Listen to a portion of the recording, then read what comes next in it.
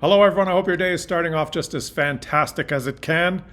Prime Minister Mark Carney is heading to Washington to have a meeting with Donald Trump face to face. And a few days ago in a video, I made the comment that, well, this could be a mistake. And I learned from Mr. Carney that I must start to use my words very carefully, because when I just blurted out, it will be a mistake, I did not mean that simply going to Washington would be a mistake. He has to go to Washington, or at least he has to meet with Donald Trump, because that's his job. He's the prime minister now, and there is a real issue that needs to be sorted out with Donald Trump and the United States administration.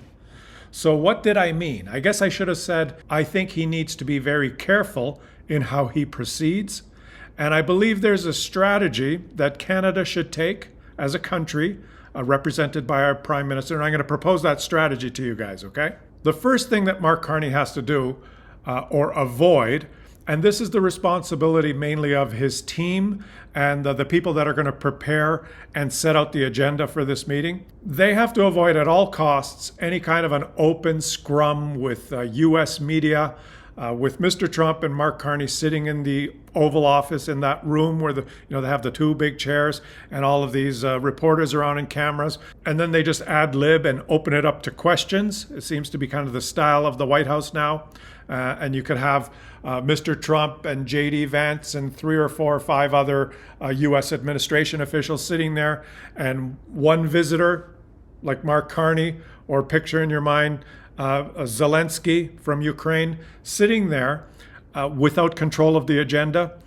Mark Carney has to avoid that, because there's no way for him to know what could possibly happen. And he has to avoid any kind of how should I describe it, a humiliation, a meeting like that going off the rails like it did for President Zelensky.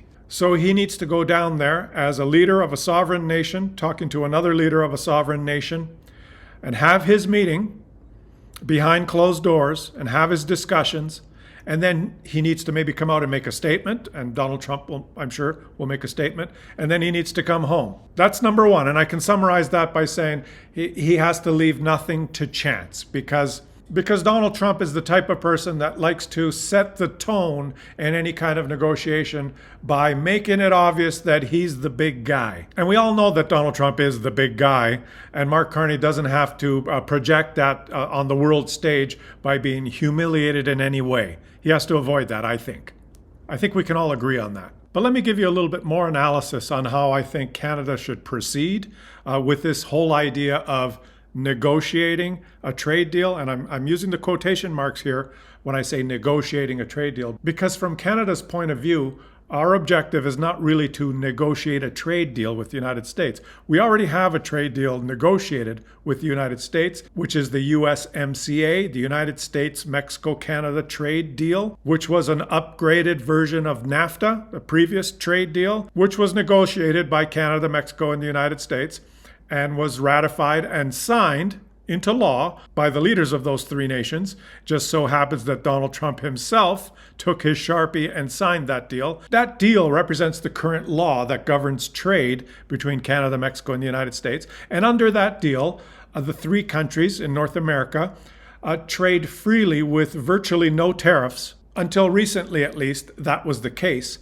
until Donald Trump just ignored that deal and used his executive power and signed executive orders to just impose tariffs on Canada, Mexico, and most countries around the world. And he used different reasons to assert his authority to do that. In Canada's case, the official reason for the first launch of tariffs was a national security crisis, which is the fault of Canada, related to fentanyl crossing the US-Canada border. So let's just get into the strategy of what I think the goal for Canada should be. Now, the best outcome for Canada would be if we could convince our American trade partners to immediately stop all trade war action between our 2 countries and just simply go back to the law of trade between us and follow the USMCA. And in the USMCA, there's a clause that it can be renegotiated.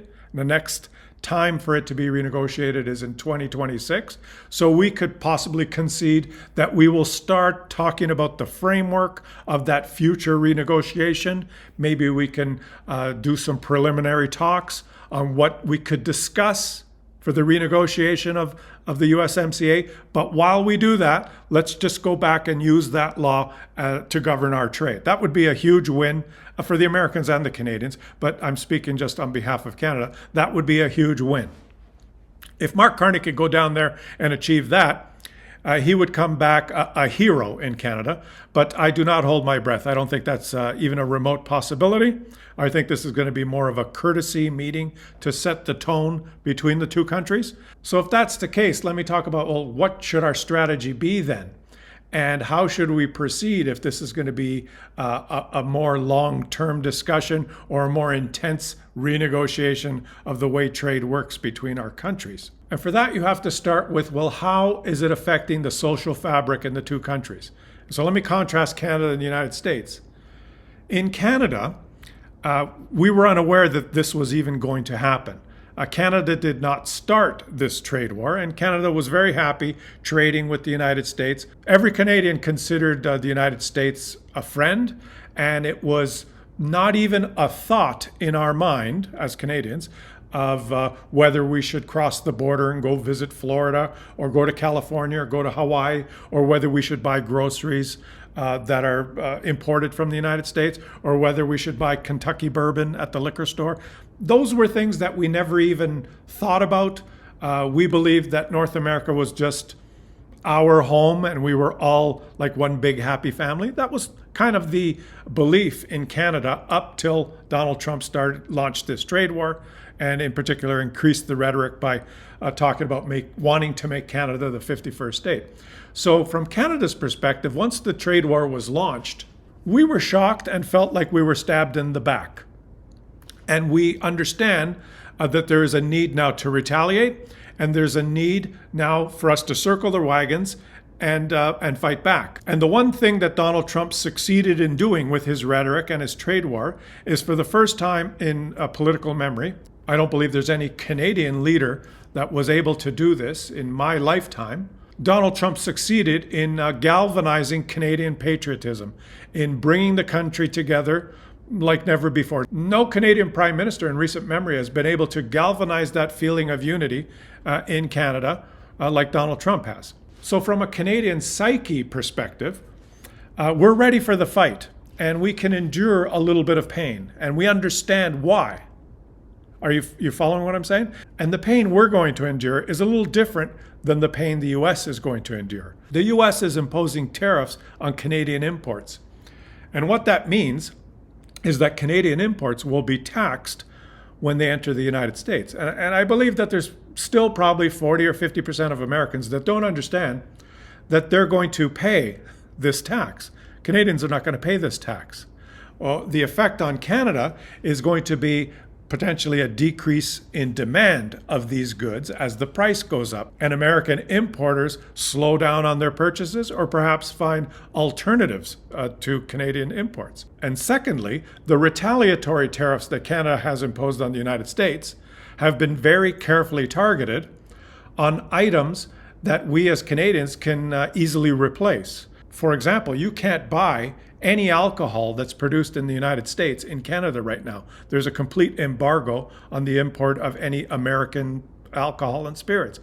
But who cares? Because there's lots of different alternatives. We can buy wine from British Columbia and France and Italy, and there's lots of alternatives to those products. Other retaliatory tariffs are targeted on specific items that we are sure we can get from other countries to soften the pain on Canadians, but also to fight back on the Americans, to cause them pain, to cause their exporters pain as they lose our market share. And the other thing that's very important, and I'm going to lay out all these factors first before we talk about the strategy, is that Canada has friends. Canada has friends in the UK, and Mark Carney has very good connections in the UK, where he was once the governor of the Bank of England. Mark Carney has invited the King, our ceremonial head of state in Canada, to come and read the speech from the throne, and he has accepted and will do that. This is to project a sign of unity and friendship between the two countries. Incidentally, this may not play out as well as hoped in Quebec, but I think this is really targeting the American audience,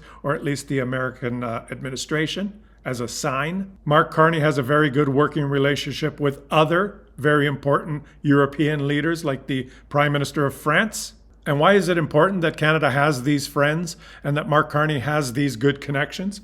Well, because the Canadian economy and Canada itself is very skewed to being an export nation of raw materials. We really have the ability to export products to anyone we want. Everyone needs potash, everyone needs oil and gas, everyone needs aluminum, everyone needs iron, everyone needs steel, everyone needs critical minerals. Everyone needs what Canada has. And we are in this envious situation of being one of the largest countries in the world with a small population, and we have so much of this stuff that we couldn't possibly use it ourselves. And that's one of the reasons that Canada has been so successful, is that we have such an abundance in natural resources, and we're next door to the biggest consuming nation in the world that has the greatest demand for these resources. So it's just been a logical, symbiotic relationship for the United States and Canada to trade. It's the easiest export market that we have, and we have grown complacent in putting all our eggs in one basket and sending all our resources to the US because it's easy. You can just put it on a truck and cross the border, or put it in a pipeline and go a short distance across the border. And so there was really no reason to think of other options until now. Now, those other options will take time. Those new trade routes and relationships with other countries will take time to develop. But the world is a smaller place now, and you can move goods around the globe very easily. The United States, on the other hand, doesn't have any friends. And let me put it in perspective here. If you're living in Canada as a Canadian, you know that we are having one trade war with one other country. The United States, on the other hand, is having dozens of trade wars with dozens of countries. In fact, pretty much every country on earth. And some of those countries are much bigger and more powerful and have much more global influence than Canada. The state of the trade war between the United States and China, for example, has gotten to the point where the tariffs are so ridiculously high, 145%, that trade has virtually stopped between the two countries. So in the short term to medium term, I hope our government and Mr. Carney realize, and this is my perspective, that the effect of the trade war on Canada, remember we're having one trade war against one country, the US, the effect of that trade war is going to be felt by our citizens marginally worse slowly as time goes forward. Whereas in the United States, since they're fighting multiple trade wars, dozens of trade wars,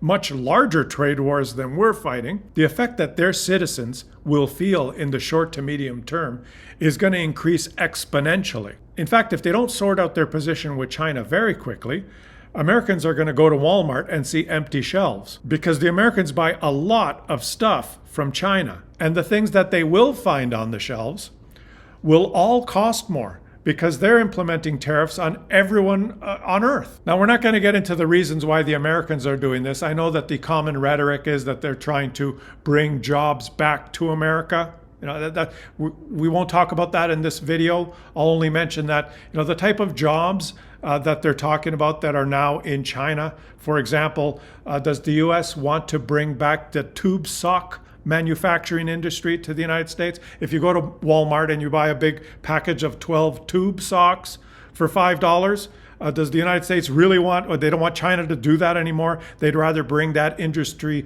back to the United States so that the United States could build their own tube sock making factory and Americans can get jobs in the tube sock factory.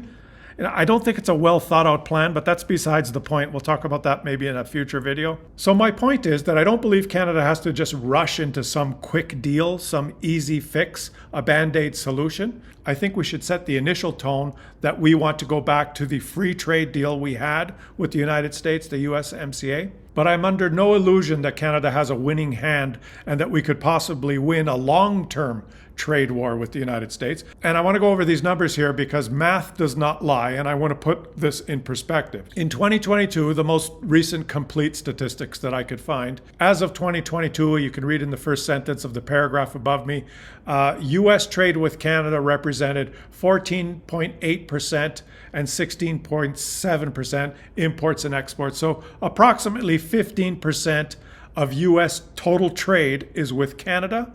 On the other hand, total Canadian trade with the US represents about 65% of the Canadian total. So Canada is much more dependent on the US than the US is dependent on Canada. And as an example, if the US implemented 140 or 200% tariffs against Canada, let's just do the thought experiment, guys. What if we just shut down trade between Canada and the United States? Well, that would mean that 65% of the Canadian economy would be destroyed, and 15% of the US economy would be destroyed. Ironically, though, representing about the same amount of value in dollars, in billions of dollars, because the US-Canada trade is pretty balanced within about $50–60 billion, the US economy would lose a similar dollar figure of trade as the Canadian economy would lose, but it would just represent a much smaller proportion of the US economy because the US economy is so much bigger. So Canada has no chance of just digging in its heels and saying, well, we'll fight you to the end and we will never surrender. And this inflammatory rhetoric that we saw from some provincial politicians in Canada, coinciding with their elections, like Doug Ford in Ontario and David Eby in British Columbia, during their election campaigns, they had to be Captain Canada and they had to use inflammatory rhetoric like, I'm going to turn off the electricity, I'm going to impose a tax on cars that drive through BC to Alaska, and ridiculous statements that would escalate the situation like that. You notice that that's all calmed down. And I hope that now we have a more calm and mature statesman-like approach from Mark Carney in dialogue with the United States. But my whole point here is that I believe that in the short to medium term, Canadians will expect and be able to handle the amount of hardship that we'll have to go through. You know, the old elbows up, we're ready for it. But I don't think things will escalate, the hardship will escalate that quickly in Canada. Whereas on the other side of the border in the United States, I think the hardship for Americans can increase rapidly in the short to medium term because they're having a trade war with every country on earth and they're going to experience increased prices on everything. And I don't believe that the American psyche is prepared for it like the Canadian psyche is. In fact, I believe that there's still 30 or 40 or up to 50% of Americans that still have no idea what a tariff is, and they simply refuse to believe that tariffs will make goods more expensive in their country. They just don't believe it. And so when they finally start going to the store and they see that maybe the products that they want to buy are no longer available because they come from China and the 145% tariff has virtually eliminated trade with China, or the other products that they're accustomed to buying start costing 10, 20, 25, 30% more, you start taking money out of people's wallets when they're not expecting it, can really have a profound and very rapid change in public sentiment. And I think that Donald Trump and the United States administration is going to feel an increase in pressure much more than the Canadian Prime Minister is going to feel as this trade negotiation progresses. So I think in the medium to long term here, Canada, if it just sticks to calm, rational negotiations and sticks to its principles, and I think we got the right guy to do it, can come out of this completely unscathed. I think we could be going back to potentially even a better trade deal where there's no tariffs on anything that is traded between Canada and the United States. Now, the USMCA, the law today that governs trade between Canada and the United States and Mexico, is virtually a deal that guarantees almost no tariffs on any products that are traded between the countries. There's just a few exceptions, a block on U.S. entry that would affect cultural products in Quebec, and a quota system that governs the trade between eggs and poultry. And I know that there are some conservative Republicans in the U.S. that always point at this one and say, well, Canada charges us 300% tariffs. That's ridiculous. We need to fight back. And really, Canada has never charged an importer any tariff of 300% because the United States exporters stay within that quota and export eggs and poultry to us under that quota. I don't think they've ever got even close to that quota. And those exports arrive in Canada tariff-free. And the reason for the quota system is that Canada is so much smaller and the United States is so much bigger that Canada wanted to protect its farming industry. In the same way that the United States wanted to protect its forestry industry, and even within the USMCA, before Donald Trump even was president, had implemented import tariffs on Canadian softwood lumber because there was a dispute on how forestry companies purchased the forestry rights in the different countries. In the United States, they purchase those forestry rights from private landowners, and they pay them for the right to cut down trees on their land. Whereas in Canada, Canadian forestry companies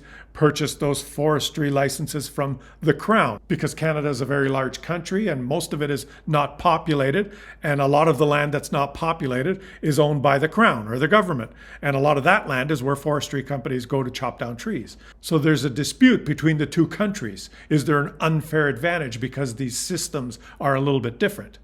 That's besides the point. The point is this, and it's summarized in the chart behind me.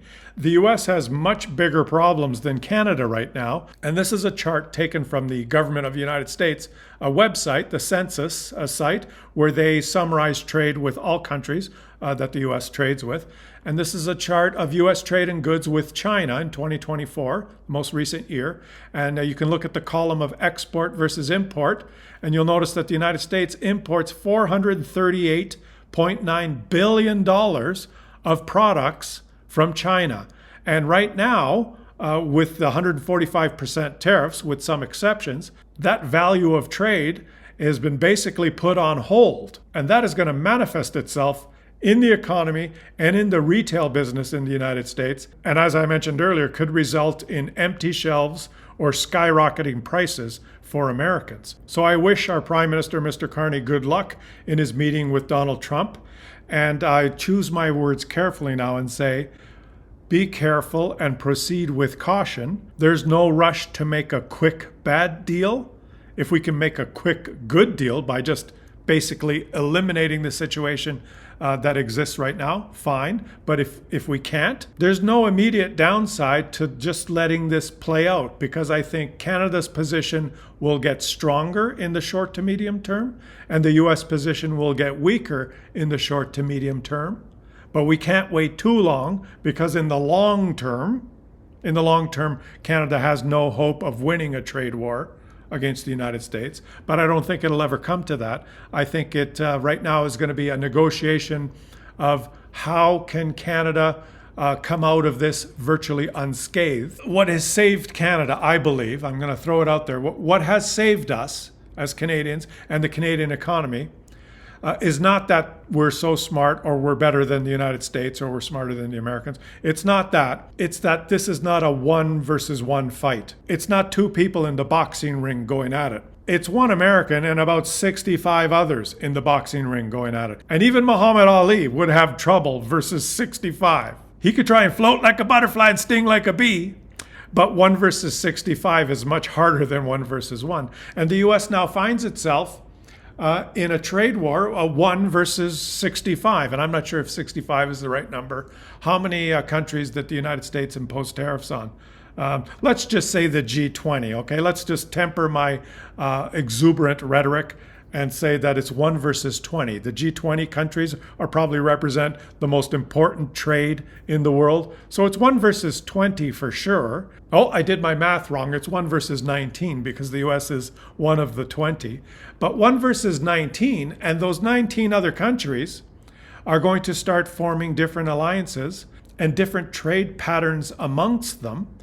Here's one that you haven't even, I'll close with this. Here's one that you probably haven't even heard. There's 145% tariffs on Chinese goods that are imported into the United States. This has resulted in a huge collapse in the traffic in the ports in Los Angeles and San Francisco, Seattle, the main ports of entry on the West Coast, because there's been a huge drop in goods coming from China. These 145% tariffs have virtually stopped trade. Well, one of the new supply routes that's forming is US companies that have subsidiaries in Canada and need product can import something from China and have it arrive in Vancouver, take possession in Vancouver and not pay 145% tariff, and then ship that product through Canada into the United States. And so that's resulting in an increased level of activity in Canadian ports of entry. It's actually good for the Canadian economy. And we haven't even discussed the goodwill that the United States has destroyed across the world and how that's going to affect the tourism industry in the United States. Just from Canada, cross-border land visits and cross-border airplane visits have dropped significantly as Canadians have en masse decided to not vacation in the United States anymore. And some estimates of the damage this is going to cost the United States tourism industry is on the order of $100 billion. And that's a big number for areas of the United States that rely on tourist income like Las Vegas and Southern California and Florida and a lot of the border states. And you have to remember that the largest country that supplies tourists to the United States is Canada, and that's fallen off a cliff. And let's dig a little deeper into this number. When you're talking about $100 billion loss in tourism, factor into that what kind of loss that means for American levels of government. States that impose state taxes on everything that tourists buy. How much revenue is being lost by the different levels of US government that take their taxes from tourists that are spending money down there? What's the average state tax? It's different in all states, but let's just use a number, 5%. 5% of $100 billion is $5 billion less in revenue for US, different levels of US government. Where are they going to get that $5 billion? They're going to have to decrease funding of programs, or they're going to have to tax Americans more, or they're going to have to go into deficit. These trade wars have many unintended consequences that most people don't really factor in to their initial assessment of how things are going to play out. So from a Canadian perspective, I say good luck, Mark Carney. He's getting to work. He's going down there. He's going to do his job. And I think he's starting off with a fairly solid hand with the whole country behind him. Let me know what you guys think. Leave some comments in the comments section. Subscribe to the channel if you're enjoying my content. And I'd be really interested in hearing from Canadians on what you think of my analysis, and from Americans, what you think of this trade war. And because I'm speaking just from the perspective of Canada's position, but of course, if you're American, this is a much bigger issue, trade war with the whole world. What's your perspective on the much broader issue of the US versus the whole world? Let's hope for some good comments in the comment section. And I will catch you guys on the next one.